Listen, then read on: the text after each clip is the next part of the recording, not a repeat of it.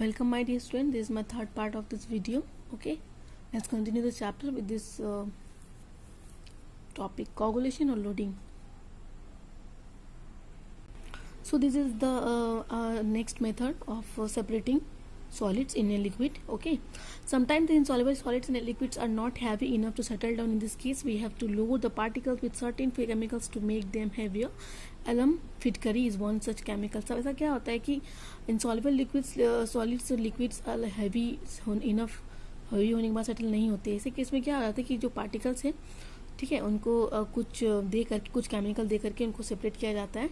Alum is called coagulating और loading agent. मतलब alum को कोगुलेटिंग और लोडिंग एजेंट भी कहा जाता है. The process of improving settling of lighter particles by the addition of coagulating और लोडिंग एजेंट इज कोगुलेशन और loading. Okay, during rain, dust particles suspended in the air settle down due to loading by raindrop. This is the reason that we can see distant objects from clearly after rain. The air also becomes dust free and clean.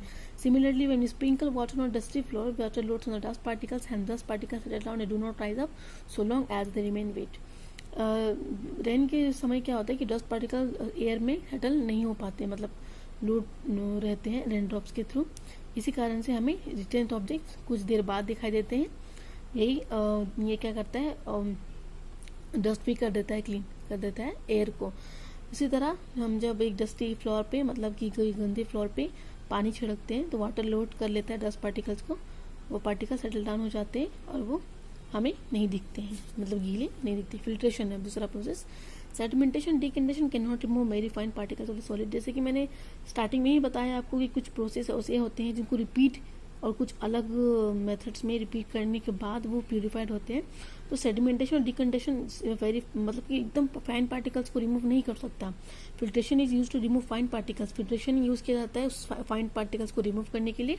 In a laboratory filtration is done with a special type of paper called filter paper. It has very fine pores in it. The picture given below shows the various steps involved in using a filter paper. A filter paper folded in the form of a cone is fixed into a funnel. The fixture is then poured on the filter paper. So solid particles in the mixture do not pass through it and remain on the filter. तो filtration क्या करता है कि बहुत fine particles को remove करता है. Laboratory में क्या होता है, फिल्ट्रेशन एक स्पेशल टाइप ऑफ पेपर होता है, फिल्टर पेपर, उसके द्वारा ही इस प्रोसेस को किया जाता है. ये काफ़ी फाइन, उनमें काफ़ी फाइन पोर्स होते हैं, मतलब वो काफ़ी छोटे छोटे छेद होते हैं उनमें. तो ये पिक्चर के थ्रू आपको दिख सकता है कि कैसे वो फिल्ट्रेशन होता है. तो में कुछ स्टेप्स हैं फिल्टर पेपर. जब फिल्टर पेपर को फोल्ड किया जाता है एक कोन की तरह, ठीक है, आइसक्रीम कोन आप देखे होंगे, उस कोन की तरह इस पेपर को फोल्ड किया जाता है और ठीक उस मिक्सचर को इसमें डाला जाता है. वो जो सॉलिड पार्टिकल्स होते हैं वो मिक्सचर में वो पास नहीं हो पाते और फिल्टर हो जाते हैं. ठीक है. अब fruit and vegetables juices are usually filtered before drinking to separate the seeds and solid before particles of pulp. The method of filtration is also used in the process of preparing cottage cheese paneer in our homes. You might have seen that for making paneer, a few drops of lemon juice are added to milk and it as it boils. This is a mixture of particles of solid paneer and liquid. The paneer is then separated by filtering the mixture through a fine cloth or strainer. Fruit और vegetables juices को filter किया जाता है पानी पीने से पहले, ठीक है, सीड्स को, सॉलिड पार्टिकल्स जो पल्प में रह जाते हैं उनको अलग करने के लिए. तो मेथड भी फिल्ट्रेशन यूज़ किया जाता है. ठीक है.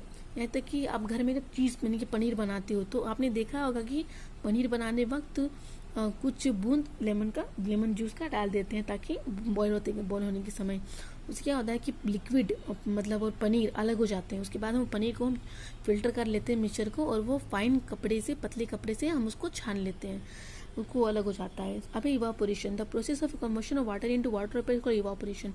वो प्रोसेस जिससे वाटर चेंज हो जाता है वाटर पेपर में, उसको इवापोरेशन बोलते हैं. We use the process of evaporation to separate mixture of water and salt. तो हम लोग ये प्रोसेस को यूज़ करते हैं वाटर, मतलब नमक और पानी को अलग करने के लिए. ठीक है. Where do you think salt comes from? Sea water contains many salts mixed in it. One of these salts is the common salt. When sea water is allowed to stay in the shallow pits, when water gets heated by sunlight and slowly turns into water vapor through evaporation, in a few days the evaporation water completely. क्या आपने कभी ये सोचा है कि नमक कहाँ से आता है? नमक आता है समुद्र से, ठीक है, समुद्र के पानी से.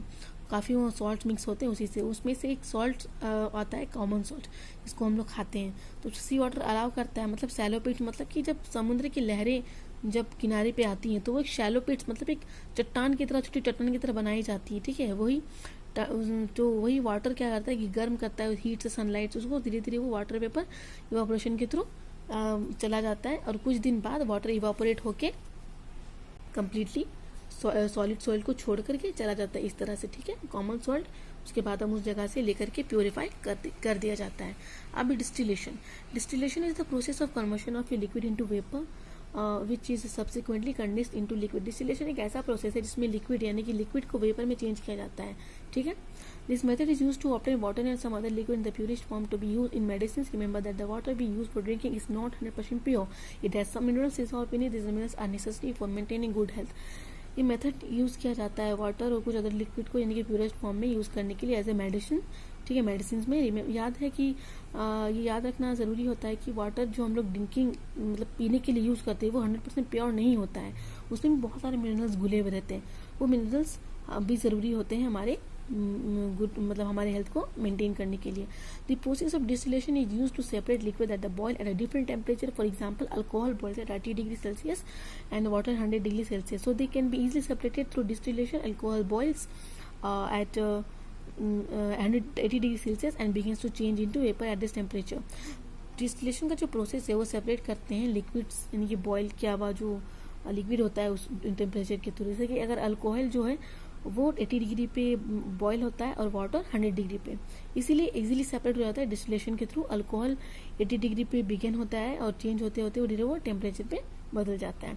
It's vapour is carried another container and condensed by pouring cold water on the container or on the water carrying vapor carrying tube. When all the alcohol has evaporated, water is left behind in the first container while alcohol gets collected in the second container.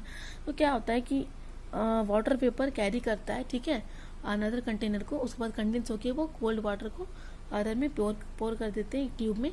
जब सारे alcohol evaporate हो जाते हैं तो water छूट जाता है पहले कंटेनर में और अल्कोहल सेकेंड कंटेनर में कलेक्ट यानी कि जमा हो जाता है। Using more than one method separation, इसके अलावा भी एक और मेथड सेपरेशन है। We have studied some methods of separation of substance from the mixture. Often one method is not sufficient to separate the different substance present in mixtures in the situation. We need to use more one of this method. मतलब कि इतने सारे method को use करने के बाद भी अगर वो नहीं हो पाए तो ऐसे सिचुएशन में हम कुछ एक दो मेथड्स और यूज करते हैं, ठीक है। When the steam comes in contact with the metal plated cooled with ice, it condenses and forms liquid water. The water drops that you observe falling from the plate are due to condensation of steam. The process of conversion of water vapor into liquid called is condensation. आपने देखा होगा कि जो भाप निकलता है metal plate से, ठीक है, वो बर्फ से, मतलब कि अगर आप बर्फ को डालते हैं मेटल प्लेट में, धीरे धीरे आप देखते होंगे कि कुछ बूंदें नीचे आ जाती हैं, ठीक है। तो वही है कि वाटर वेपर को जो लिक्विड में चेंज होती है इसको बोलते हैं condensation. Have you ever seen water drops condense और a plate has been used to cover a vessel containing milk that is best behind boiled? When all the water has evaporated, what is left behind in the kettle. We can thus separate salt, sand and water using the process of decantation, filtration, evaporation and condensation. आपने देखा होगा कि जो पानी की बूंदें होती हैं वो प्लेट में रह जाती हैं कवर, मतलब जब दूध को या वगैरह कुछ ढक देते हैं तो सारा पानी क्या होता है, इवापोरेट हो जाता है और उसके अंदर क्या बच जाता है, जो हमारा चीज़ है ना। What amount of substance can water dissolve, तो क्या अमाउंट लिया जाए सब्सटेंस को जो पानी में घुल जाए। You know that many substances dissolve in water and form a solution. आपको पता है कि कोई भी चीज़ पानी में घुल जाता है और एक सॉल्यूशन तैयार करता है, बहुत से सब्सटेंस, सब नहीं। We say that the substances are soluble in water, तो हम लोग कह सकते हैं कि वो सब्सटेंसेज पानी में सॉल्युबल यानी कि घुल सकते हैं। What will happen if we go on adding more and more of the substance to a fix amount of water, क्या होगा जब हम ज़्यादा से ज़्यादा सब्सटेंस यूज़ करेंगे, एक फिक्स मतलब एक ही मात्रा पानी में हम ज़्यादा से ज़्यादा सब्सटेंस यूज़ करेंगे घुलने के लिए। If we go on adding salt in a fixed quantity of water, no more salt can be dissolved in this amount of water. Solution is now said to be saturated. तो क्या होगा कि अगर हम सॉल्ट ऐड करते हैं एक fix quantity of water में तो एक भी सॉल्ट नहीं बचेगा, डिजॉल्व हो जाएगा पूरा, और उसी सॉल्यूशन को हम कहेंगे saturated solution. If we heat the saturated solution, some more salt can be dissolved in the solution. This show that large quantity of salt can be dissolved in water on heating. तो ये दिखाता है कि कितना भी amount का पानी हो वो नमक इजीली घुल जाएगा। Does water dissolve equal amount of different? Let's find out. यहाँ पे फाइंड आउट करने बोल रहा है कि क्या पानी इक्वल अमाउंट्स में अलग अलग सॉल्युबल सब्सटेंस में घुल जाएंगे, ये पता लगाना होता है। तो इस पता लगाने के लिए आप इन एक्टिविटी को घर पे पढ़िएगा, ठीक है, इनके द्वारा आपको समझ में आ जाएगा। मिलते हैं नेक्स्ट वीडियो में। थैंक्स।